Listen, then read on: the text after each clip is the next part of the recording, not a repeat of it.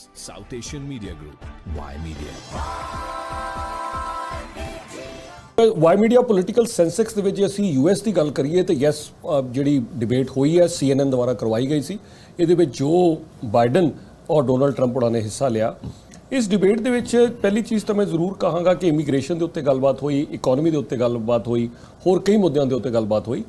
ਲੇਕਿਨ ਥੋੜਾ ਅਫਸੋਸ ਹੋਇਆ ਕਿ ਪ੍ਰੈਜ਼ੀਡੈਂਸ਼ੀਅਲ ਡਿਬੇਟ ਹੈ ਔਰ ਇਸ ਦਰਮਿਆਨ ਜੋ ਬਾਈਡਨ ਸਾਹਿਬ ਉਹਨਾਂ ਨੇ ਐਲੀਗੇਸ਼ਨਸ ਲਗਾਏ ਡੋਨਲਡ ਟਰੰਪ ਸਾਹਿਬ ਦੇ ਉੱਤੇ, ਸਹੀ ਹੈ ਗਲਤ ਹੈ ਇਹ ਤੇ ਕੋਈ ਵੀ ਫੈਸਲਾ ਕਰ ਸਕਦਾ ਹੈ।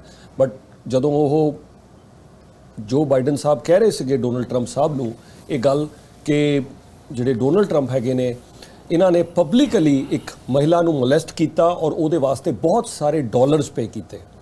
ਸੋ ਇੱਕ ਪ੍ਰੈਜ਼ੀਡੈਂਸ਼ੀਅਲ ਕੈਂਡੀਡੇਟ ਦੇ ਉੱਤੇ ਦੂਸਰੇ ਪ੍ਰੈਜ਼ੀਡੈਂਟ ਔਰ ਦੋਨੋਂ 4 ਸਾਲ ਹੁਣ ਜੋ ਬਾਈਡਨ ਸਾਹਿਬ ਵੀ ਪ੍ਰੈਜ਼ੀਡੈਂਟ ਨੇ ਔਰ 4 ਸਾਲ ਟਰੰਪ ਸਾਹਿਬ ਵੀ ਪ੍ਰੈਜ਼ੀਡੈਂਟ ਰਹਿ ਚੁੱਕੇ ਨੇ। ਸੋ ਨਾ ਸਿਰਫ ਇਹ ਗੱਲ ਉਹਨਾਂ ਨੇ ਕਹੀ ਜੋ ਬਾਈਡਨ ਸਾਹਿਬ ਨੇ ਟਰੰਪ ਸਾਹਿਬ ਲਈ ਕਿ ਇਹਨਾਂ ਨੇ ਪਬਲਿਕਲੀ ਇੱਕ ਮਹਿਲਾ ਨੂੰ ਮੋਲੈਸਟ ਕੀਤਾ ਔਰ ਬਹੁਤ ਸਾਰੇ ਪੈਸੇ ਦਿੱਤੇ। ਅਸੀਂ ਸਾਰੇ ਜਾਣਦੇ ਹਾਂ ਕਿ ਕਿਹੜੀ ਮਹਿਲਾ ਦੀ ਗੱਲ ਕਰ ਰਹੇ ਆ ਜਿਨ੍ਹਾਂ ਨੇ ਕਿਉਂਕਿ ਪਬਲਿਕਲੀ ਮੋਲੈਸਟ ਕਰਨ ਦੀ ਗੱਲ ਕਰ ਰਹੇ ਨੇ ਔਰ ਐਸੇ ਐਲੀਗੇਸ਼ਨ ਤੇ ਲਗਾਏ ਬੜੇ ਸੰਗੀਨ ਐਲੀਗੇਸ਼ਨ ਇਸ ਡਿਬੇਟ ਦੇ ਵਿੱਚ।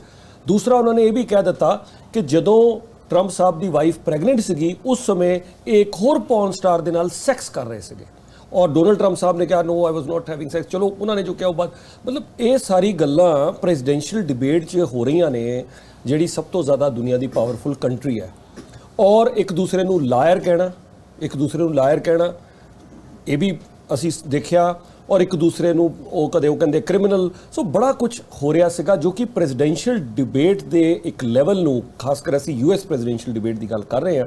ਸੋ ਠੀਕ ਹੈ ਅਟੈਕਸ ਨੌਕਆਊਟ ਪੰਚਿਸ ਅਸੀਂ ਬੜਾ ਕੁਝ ਦੇਖਦੇ ਹਾਂ ਬਟ ਉਹਦੇ ਇੱਕ ਲੈਵਲ ਨੂੰ ਬਹੁਤ ਥੱਲੇ ਲੈ ਕੇ ਆ ਰਿਹਾ ਸੀਗਾ। ਫਿਰ ਇੱਕ ਹੋਰ ਕੰਸਰਨਿੰਗ ਚੀਜ਼ ਇਹ ਸੀਗੀ ਕਿ ਇੱਕ ਜਗ੍ਹਾ ਦੇ ਉੱਤੇ ਜੋ ਬਾਈਡਨ ਸਾਹਿਬ ਜਿਹੜੇ ਸੀਗੇ ਹੀ almost lost his trail of thoughts. So ਉਹ ਗੱਲ ਕਰ ਰਹੇ ਸੀ ਕਰਦੇ ਉਹ ਗੱਲ ਕਿਤੇ ਹੋਰ ਪਾਸੇ ਲੈ ਗਏ, ਫਿਰ ਉਹ ਲੱਗਿਆ ਸੀ ਕਿ ਭੁੱਲ ਗਏ। ਸੋ ਉਹਨਾਂ ਦੀ ਮੈਂਟਲ ਹੈਲਥ ਦੇ ਉੱਤੇ ਪਹਿਲਾਂ ਵੀ ਸਵਾਲ ਖੜੇ ਹੁੰਦੇ ਰਹੇ ਨੇ, ਫਿਰ ਦੁਬਾਰਾ ਸਵਾਲ ਖੜੇ ਹੋ ਗਏ। ਮਾਮਲਾ ਇੱਥੇ ਤੱਕ ਵਧਿਆ ਕਿ ਅਗਲੇ ਦਿਨ ਉਹਨਾਂ ਦੇ ਜਿਹੜੇ ਮੇਨ ਕੈਂਪੇਨ ਕੋ-ਚੇਅਰ ਨੇ ਉਹਨਾਂ ਨੂੰ ਅਗਲੇ ਦਿਨ ਟੀਵੀ ਤੇ ਕਹਿਣਾ ਪਿਆ ਕਿ ਅਸੀਂ ਕੈਂਡੀਡੇਟ ਨਹੀਂ ਬਦਲ ਰਹੇ ਹਾਂ, ਜੋ ਬਾਈਡਨ ਹੀ ਕੈਂਡੀਡੇਟ ਰਹਿਣਗੇ ਕਿਉਂਕਿ ਇਹ ਚਰਚਾ ਛਿੜ ਗਈ ਕਿ ਡੈਮੋਕ੍ਰੈਟਸ ਦੇ ਵਿੱਚ ਕਿਆ ਕੈਂਡੀਡੇਟ ਬਦਲਿਆ ਜਾਏ ਕਿਉਂਕਿ ਔਰ 4 ਮਹੀਨੇ ਰਹਿ ਗਏ ਨੇ। ਹੁਣ 4 ਮਹੀਨੇ ਪਹਿਲਾਂ ਕੈਂਡੀਡੇਟ ਕਿੱਦਾਂ ਬਦਲੋਗੇ? ਪਰ ਉਹ ਕਹਿੰਦੇ ਜੀ ਦੇਖੋ ਜੋ ਬਾਈਡਨ ਸਾਹਿਬ ਦੀ ਕਿਉਂਕਿ ਉਮੀਦ ਤਾਂ ਇਹ ਸੀਗੀ ਡੈਮੋਕ੍ਰੈਟਸ ਨੂੰ ਕਿ ਬੜੀ ਜਲਦੀ ਡਿਬੇਟ ਹੋ ਰਹੀ ਹੈ, ਪਹਿਲੀ ਡਿਬੇਟ ਹੈ ਔਰ CNN ਤੇ ਹੋ ਰਹੀ ਹੈ ਤੇ ਇਹਦੇ ਵਿੱਚ ਜੋ ਬਾਈਡਨ ਸਾਹਿਬ ਥੋੜੇ ਹੋਰ ਸਟਰੋਂਗ ਹੋਣਗੇ ਔਰ ਉਹਨਾਂ ਨੇ ਮੈਂ ਜਿਸ ਤਰ੍ਹਾਂ ਦੱਸਿਆ ਅਟੈਕਸ ਬੜੇ ਖੁੱਲ੍ਹ ਕੇ ਕੀਤੇ। ਸੋ ਇਮੀਗ੍ਰੇਸ਼ਨ ਦੇ ਉੱਤੇ, ਇਕਨੋਮੀ ਦੇ ਉੱਤੇ ਜਾਂ ਮੇਨ ਮੁੱਦਿਆਂ ਦੇ ਉੱਤੇ ਗੱਲ ਹੋਏ, ਇਨਵਾਇਰਨਮੈਂਟ, ਸਿਕਿਉਰਿਟੀ, ਇਹਨਾਂ ਉੱਤੇ ਤਾਂ ਮਜ਼ਾ ਆਉਂਦਾ ਹੈ। ਲੇਕਿਨ ਜਦੋਂ ਕੁਝ ਦੇਰ ਲਈ ਡਿਬੇਟ ਇਸ ਹੇਠਲੇ ਪੱਧਰ ਤੇ ਆ ਗਈ ਤੇ ਮਜ਼ਾ ਨਹੀਂ ਆਇਆ ਬਹੁਤ ਜ਼ਿਆਦਾ। South Asian Media Group, Y Media.